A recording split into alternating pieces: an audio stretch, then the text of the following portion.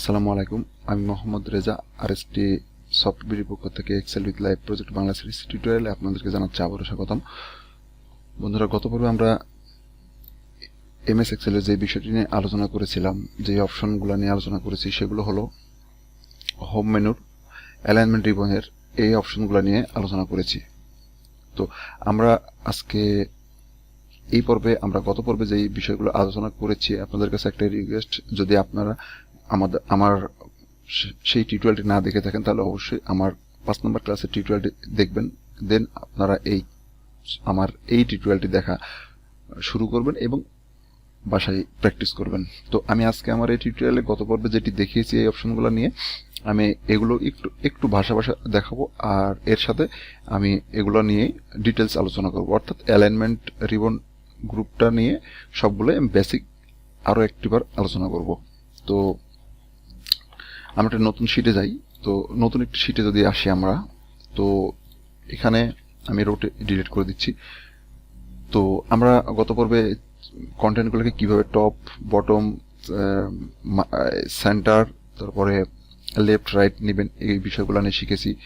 আমার এই কন্টেন্টগুলোকে এই সাইডে লেফটে নেওয়ার প্রয়োজন হলে আমরা লেফটে নিতে পারবো, সেন্টারে নেওয়ার প্রয়োজন হলে সেন্টারে নিতে পারবো, আর যেদিকে খুশি সেদিকে নিতে পারবো। তারপরে এই অপশনটির কাজ হচ্ছে কি, decrease indent and increase indent, অর্থাৎ এটার কাজটি হলো, যদি আমি আমার এই কন্টেন্টটিকে এখানে যদি ক্লিক করি, দেখুন সে ইচ্ছে মতো, অর্থাৎ আপনি আপনার এই সেলের কতটুকু মার্জিন রাখতে চাচ্ছেন, অর্থাৎ এই কন্টেন্টটাকে আপনি কোন জায়গাতে রাখতে চাচ্ছেন সেটা নির্ভর করবে আপনার উপরে। তো আপনি আপনার কন্টেন্টটাকে আবার যদি ব্যাকে নিয়ে আসতে চান, তাহলে এখানে এটাতে ক্লিক করলে কি আমার মাউস পয়েন্টারটা নিয়ে গেলে দেখুন ডিক্রিজ ইন্ডেন্ট দেখাচ্ছে, অর্থাৎ এটি দিয়ে আপনার রাইট সাইডে যাবে, এই ডিক্রিজ করলে সেটি লেফট সাইডের দিকে যাবে। তো আশা করি এই অপশনটা বুঝতে পেরেছেন, এবং আমি আপনাদেরকে এই অপশনটা নিয়েও আমার সেই পর্বে কাজ দেখিয়েছিলাম। তো যদি না দেখিয়ে থাকি, হয়তো বা অনেক সময় কাজ করতে করতে মনে হয় যে হ্যাঁ আমি গত পর্বে দেখাইছি এটা নিয়ে, হয়তো বা আমারও অনেক সময় মিস্টেক হয়ে যেতে পারে। তারপরেও আমি আবার আজকে নতুন করে দেখানোর চেষ্টা করছি আপনাদেরকে। তো ধরুন এটা একটি টাইটেল, আপনারা আপনার এই টাইটেলটিকে স্টাইলিং করবেন। আমরা যদি এই টাইটেলটা সিলেক্ট করলাম, সিলেক্ট করার পরে আমরা যাচ্ছি এই সেলটাতে যে টাইটেলটি আছে এটিকে আমরা একটি স্টাইল দেব। আমরা যদি এখন এই জায়গাতে ক্লিক করি, ওরিয়েন্টেশনে যদি ক্লিক করি, এই ওরিয়েন্টেশনে ক্লিক করার সাথে সাথে আমরা মাউস পয়েন্টারটি নিয়ে যাওয়ার সাথে সাথে এখানে মাউস পয়েন্টারটি ধরার সাথে সাথে আমরা দেখতে পাবো যে এই মেনুটার নাম কি, দেখুন এই মেনুটার নাম ওরিয়েন্টেশন। ঠিক আছে, তো এই ওরিয়েন্টেশনের কাজটা হলো যে আপনার এই টাইটেলগুলোকে বা আপনার এই কন্টেন্টগুলোকে, MS এক্সেলে যে কন্টেন্টগুলো থাকে সেই কন্টেন্টগুলোকে বিভিন্ন স্টাইলাইজ করা, বিভিন্ন ধরনের স্টাইল দেওয়া।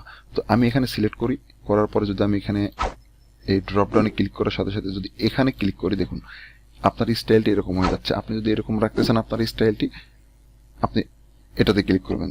যদি ভালো না লাগে তাহলে আমরা আরেকটা অপশন আছে, দেখি এটাতে ক্লিক করলাম।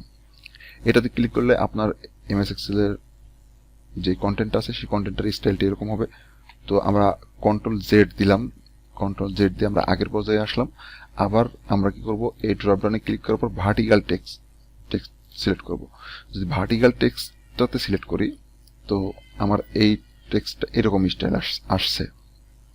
তো যদি এটাও না রাখতে চাই, যদি রুটেড টেক্সট আপ এটাতে ক্লিক করি, এরকম আসবে। এখন কথা হচ্ছে যে যদি পুরো সেলটাকে দিতে চাই, এই পুরা রোয়ের ভিতরে যে কন্টেন্টগুলো আছে সেই কন্টেন্টগুলোকে যদি দিতে চাই, তার পুরা এখান থেকে শুরু থেকে শেষ পর্যন্ত যতটুকু আপনারা স্টাইল দিবেন সিলেক্ট করবেন, দেন এখানে ড্রপডাউনে ক্লিক করার পর কি রুটেড টেক্সট আপ, আপনারা যদি এরকম স্টাইল চান এরকম হবে, যদি এরকম স্টাইল চান এরকম হবে, যদি এরকম স্টাইল চান এরকম হবে। অর্থাৎ আপনার কন্টেন্টগুলোকে বিভিন্ন ধরনের স্টাইল দেওয়ার জন্য এই অপশনটি দিয়ে কাজ করা হয়, ওরিয়েন্টেশন দিয়ে কাজ করা হয়ে থাকে। তো আর আমি কিছুক্ষণ আগেই আপনাদেরকে এই অপশনটা দিয়ে অবশ্যই কাজ দেখিয়েছি, আশা করি বুঝতে পেরেছেন।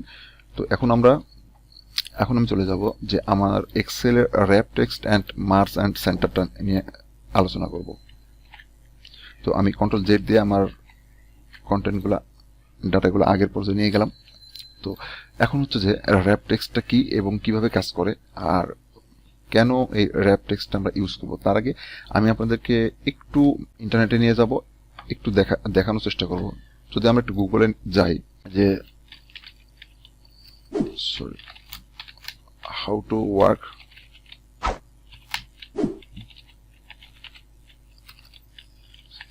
এক্সেল র্যাপ, আমরা যদি এটা লিখে সার্চ দিই গুগলে, তো যে ওয়েবসাইটগুলো আসবে আমাদের সামনে, আমরা একটি একটি করে যদি ওয়েবসাইটগুলোতে যাই তাহলে দেখুন র্যাপ টেক্সট কি। দেখুন এখানে সুন্দর করে বলেই দেওয়া আছে, এখানে এই ওয়েবসাইটটিতে সুন্দরভাবে দেওয়া আছে যে অন দ্য হোম ট্যাব আপনি কোথায় থেকে কোথায় যাবেন। দেখুন কি বলছে, হোম ট্যাব। দেন আমি যদি আবার এখানে যাই, home tab in the alignment group, আমাকে কি বলছে, আপনি হোম ট্যাবে যাবেন, তারপরে অ্যালাইনমেন্ট গ্রুপে যাবেন, তারপরে ক্লিক র্যাপ টেক্সট, তারপরে কি বলছে, অ্যালাইনমেন্ট গ্রুপে যে ক্লিক র্যাপ টেক্সট। অর্থাৎ আপনার যদি একটু গুগল ইন্টারনেট নিয়ে একটু রিসার্চ করেন, ইন্টারনেট নিয়ে একটু স্টাডি করেন, তাহলে আপনারা এক্সেলের আরো বেটার কিছু শিখতে পারবেন। আমি এটা আশা করি যে আপনারা যদি একটু ইন্টারনেট নিয়ে রিসার্চ করেন, স্টাডি করেন, তাহলে আমার চেয়েও আরো অনেক বেটার কিছু শিখতে পারবেন। আমার আপনাদেরকে এই রিসোর্সগুলো দেওয়ার উদ্দেশ্য এটাই যে আপনারা যাতে নিজেরা কোনো ধরনের প্রবলেম ফেস করলে সেই প্রবলেমগুলোকে নিজেরাই সলভ করতে পারেন এবং ভবিষ্যতে আসলে আজকে নয় আমার এই টিউটোরিয়াল আপনি দেখছেন বা দেখে প্র্যাকটিস করছেন, এরকম তো হতে পারে যে আপনি কোথাও জব করছেন, সেই সেকশনে যে আপনি এনিহাও একটা প্রবলেম পড়ছেন, সেই প্রবলেমটা কিভাবে সলভ করবেন, আপনি কি এই সব প্রবলেম আমার কোন টিউটোরিয়ালে বা কোন ভিডিওতে আছে আপনারা তো বুঝতে পারবেন না বা অনেক সময় মনেও থাকবে না।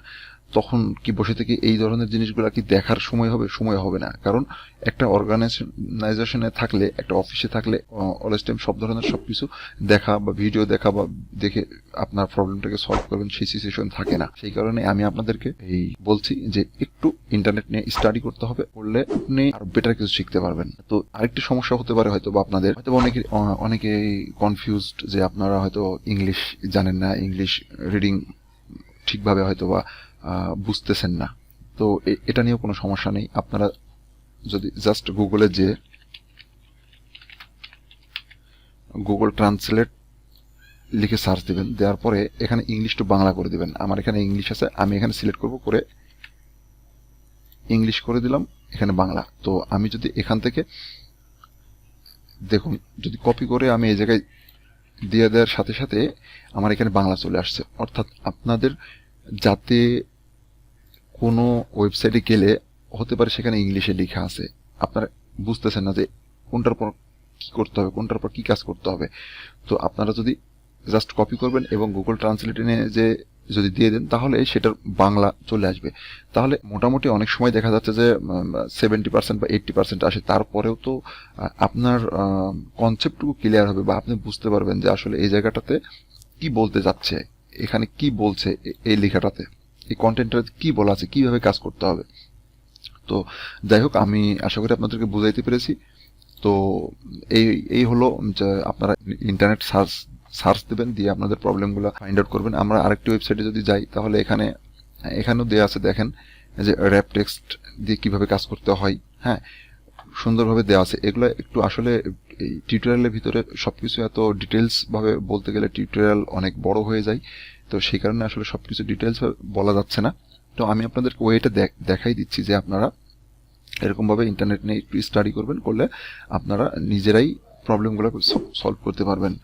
তো আরেকটা ওয়েবসাইটে যদি যাই, এই ওয়েবসাইটটিতে দেখুন দেয়া আছে, এই ওয়েবসাইটটিতে আছে, তবে এরকম এটাতে খুব ভালো মানে ডিটেলস আকারে দেওয়া নাই খুব বেশি একটা। তো এরকম ভাবে আপনারা একটু ইন্টারনেটটা নিয়ে স্টাডি করবেন, করলেই বিষয়গুলো আপনাদের কাছে আরো ইজি হয়ে যাবে। আমি যদি মার্জ অ্যান্ড সেন্টার দিই, যদি আমি এখানে গুগলে সার্চ দিই,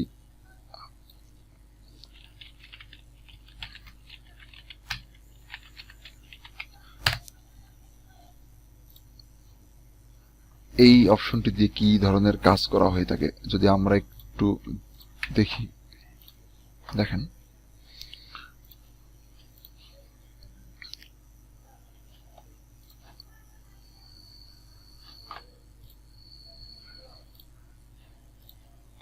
যদি এই ওয়েবসাইটটিতে আসি, তো এখানে দেখুন সুন্দরভাবে দেওয়া আছে। তো প্রতিটা মার্জ অ্যান্ড সেন্টার অপশনটা দিয়ে কি ধরনের কাজগুলো করবেন এটা সুন্দরভাবে দেওয়া আছে। তো আপনারা এরকমভাবে একটু প্রিন্ট স্ক্রিন সহকারে দেওয়া আছে। দেখুন হোম মেনুতে গেছে, যাওয়ার পরে কোথায় আপনার মার্জ অ্যান্ড সেন্টার কিভাবে কোথায় থেকে কিভাবে কাজ করছে সুন্দরভাবে প্রিন্ট স্ক্রিন সহকারে দিয়ে দেওয়া আছে। আপনারা এই রিসোর্সগুলো নিয়ে একটু স্টাডি করবেন। তো আমি এখন আপনাদেরকে কাজটি দেখাই। তো র্যাপ টেক্সট মূলত যে ধরনের কাজ করে সেটা হলো আপনার একটি সেলের ভিতরে অনেকগুলো কন্টেন্ট আছে। সেই কন্টেন্টগুলো হতে পারে যে আমি এই সেলটি যদি একটু চাপিয়ে দিই, আরেকটু যদি চাপিয়ে দিই, দেখুন আমার এই সেলের ভিতরে যে কন্টেন্টগুলো আছে সেই কন্টেন্টগুলো ঢেকে যাচ্ছে, অর্থাৎ হারিয়ে যাচ্ছে, দেখা যাচ্ছে না। অর্থাৎ র্যাপ টেক্সটের কাজটা হলো আমি যদি এখানে ক্লিক করি, দেখুন যে সরি আমি এটিকে আরেকটু চাপিয়ে দিলাম, কন্ট্রোল জেড দিলাম, এটি উঠিয়ে দিলাম, দেন আমি এরকম করে দিচ্ছি। দেখুন আমার দুই পাশ থেকে আমার কন্টেন্টগুলো হারিয়ে যাচ্ছে। তো আমি যদি এখানে সিলেক্ট অবস্থায় রেখে র্যাপ টেক্সট দিই, দেখুন আমার কন্টেন্টগুলো যতটুকু জায়গা প্রয়োজন সে ঠিক ততটুকু জায়গা নিয়ে নিচ্ছে। এটাই হচ্ছে যে মূলত র্যাপ টেক্সটের, এটাই মূলত কাজ। আর কনফিউজ হতে পারে র্যাপ টেক্সট, আপনার একটু যে গুগল ট্রান্সলেটে যে সার্চ দিবেন WRAP র্যাপ, অর্থাৎ কি মোড়ানো। আমরা কি জানলাম, এটা মোড়ানো, অর্থাৎ এটাকে মানে এই কন্টেন্টটা ডাইরেক্ট আছে, এটাকে মোড়ায়ে মানে সুন্দরভাবে তার পজিশন অনুযায়ী তাকে কন্টেন্টগুলোকে প্রেজেন্ট করার জন্য। ঠিক আছে, সোজা বাংলা কথায়। তো এই গেল আমার র্যাপ টেক্সটের কাজ। তো আমি যদি আমার এই সেলের কন্টেন্টটা সিলেক্ট করি, দেন আমি যে র্যাপ টেক্সট ক্লিক করি, দেখুন সে সুন্দরভাবে এই সেলের কন্টেন্টগুলো যতটুকু জায়গা নেওয়া প্রয়োজন সে অটোমেটিকলি নিয়ে নিচ্ছে। এই গেল র্যাপ টেক্সট। তো এবার দেখাবো মার্জ অ্যান্ড সেন্টার।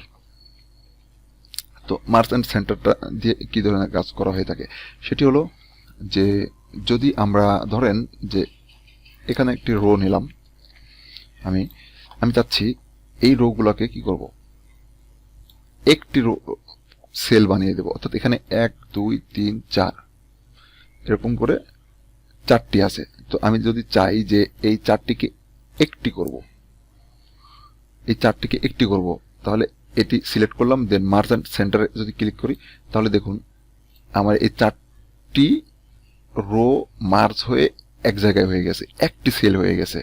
আমি যদি একটু বর্ডার দিয়ে এখানে দেখুন, এই যে বর্ডার দিয়ে দিলাম, দেখুন আমার এখানে কিন্তু একটি সেল, এখানে কিন্তু দেখুন এ বি সি ডি এই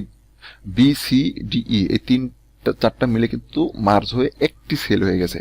কিন্তু আমার এখানে একটি করে সেল, দেখুন আমার মাউস কিবোর্ড থেকে নিয়ে যাচ্ছে, আপনারা বুঝতেই পারছেন, কিন্তু এখানে ক্লিক করলে কি একটি হয়ে গেছে। অর্থাৎ মার্জ অ্যান্ড সেন্টারটা বোঝাচ্ছে যে আপনি একের অধিক সেলকে একত্রিত করতে যদি চান তাহলে মার্জ অ্যান্ড সেন্টার দিয়ে কাজ করতে পারেন। আপনার টাইটেলটাকে, আপনার কন্টেন্টটাকে কিভাবে শো করবেন, আপনার হতে পারে যে আমি এটি উঠিয়ে দিলাম, আপনার এরকম হতে পারে যে আপনার এই কন্টেন্টটুকু এত দূর মার্জ অ্যান্ড সেন্টার করার প্রয়োজন নেই, আপনি চাচ্ছেন এই দুইটা সেল হলেই আপনার এই কন্টেন্টটুকু আপনার হয়ে যাবে। এখানে আপনি চাচ্ছেন এই দুইটা সেল যদি মার্জ করেন তাহলে আপনার হবে। তাহলে দুইটা সেল সিলেক্ট করলেন, দেন আপনি মার্জ অ্যান্ড সেন্টার ক্লিক করলেন, দেখুন হয়ে গেছে। এখানে বর্ডার দিয়ে দিলাম, আমি বোঝার স্বার্থে একটু বর্ডারটাকে মোটা করে দিলাম, দেখুন সরি আমার বর্ডারটা এখানে হয় নাই, এই যে। তো এরকম, অর্থাৎ আপনি যতটুকু জায়গা জুড়ে যাচ্ছে, আমি যদি এতটুকু সিলেক্ট করি, মার্জ অ্যান্ড সেন্টার দিই, দেখুন এখানে এই যে কয়টা সেল আমি সিলেক্ট করছি সবগুলো হয়ে গেছে। আমি যদি এখানে সিলেক্ট করি, মার্জ অ্যান্ড সেন্টার দিই, সে এখানে মার্জ করে যে কয়টি সেল আমি সিলেক্ট করছি সেই কয়টি সেলই সে মার্জ করে এক জায়গায় করেছে, একটি সেল বানিয়ে দিয়েছে। অর্থাৎ আশা করি আপনারা মার্জ অ্যান্ড সেন্টারটা নিয়ে বুঝতে পেরেছেন। আর এই মার্জ অ্যান্ড সেন্টার আরো যে অপশনগুলো আছে এগুলো আমি আমার যে অ্যাডভান্স টিউটোরিয়ালগুলো তৈরি করব সেই অ্যাডভান্স টিউটোরিয়ালে আমি আপনাদেরকে দেওয়ার চেষ্টা করব। তো আমি আমার আজকের টিউটোরিয়ালটি এখানে শেষ করছি। তো শেষ করার আগে আরেকটি কথা, যে যদি আমার টিউটোরিয়ালটি আপনাদের কাছে বিন্দু পরিমাণ ভালো লেগে থাকে তাহলে অবশ্যই আমার টিউটোরিয়ালটি আপনার ফ্রেন্ড সার্কেলদের সাথে শেয়ার করবেন, কারণ আপনার একটি শেয়ার একটি মানুষকে ভালো কিছু শেখার জন্য উৎসাহিত করতে পারে। তো আমি আমার টিউটোরিয়ালগুলো একটু আলাদা করে আপনাদেরকে দেখানোর চেষ্টা করছি, যাতে আপনারা নিজেরাই ভালো করে শিখতে পারেন। অন্যের উপরে আসলে মুখাপেক্ষী হয়ে তাকিয়ে থেকে, অন্যদিকে তাকিয়ে থেকে যে আমি আমার ফ্রেন্ডদের কাছ থেকে বা আমি আমার অমুকের কাছ থেকে হেল্প পাবো, দেন আমি আমার এই কাজটা সলভ করব, এরকম যেন আপনাদের ভিতরে না থাকে। সেই কারণে আমি আপনাদেরকে সেই রিসোর্সগুলো সুন্দরভাবে দেখানোর চেষ্টা করছি। তো আর একটি টিউটোরিয়াল তৈরি করতে ভাই অনেক আসলে সময় ব্যয় করতে হয়, অনেক পরিশ্রম করতে হয়। তো সেই দিক থেকে বলবো যে আসলে অনেক কষ্ট করে আসলে টিউটোরিয়াল তৈরি করতে হয়। আপনাদের কাছ থেকে যদি লাইক, কমেন্ট, শেয়ার পাই তাহলে আসলে নিজের কাছে অনেক ভালো লাগে, আর পরবর্তী টিউটোরিয়াল তৈরি করার জন্য আসলে নিজের উৎসাহটা বাড়ে। তো সেজন্য আপনাদের কাছে লাইক, কমেন্ট এবং শেয়ার আশা করছি। এবং যদি ভালো লেগে থাকে তাহলে আমার চ্যানেলটি সাবস্ক্রাইব করবেন এবং পাশে থেকে বেল আইকনটি প্রেস করে দিবেন, যাতে আমি আমার চ্যানেলে যখন নতুন কোনো ভিডিও আপলোড করব সেটির নোটিফিকেশন আপনারা পেয়ে যান। তো আজকের ভিডিওটি আমি এখানে শেষ করছি। আল্লাহ হাফেজ।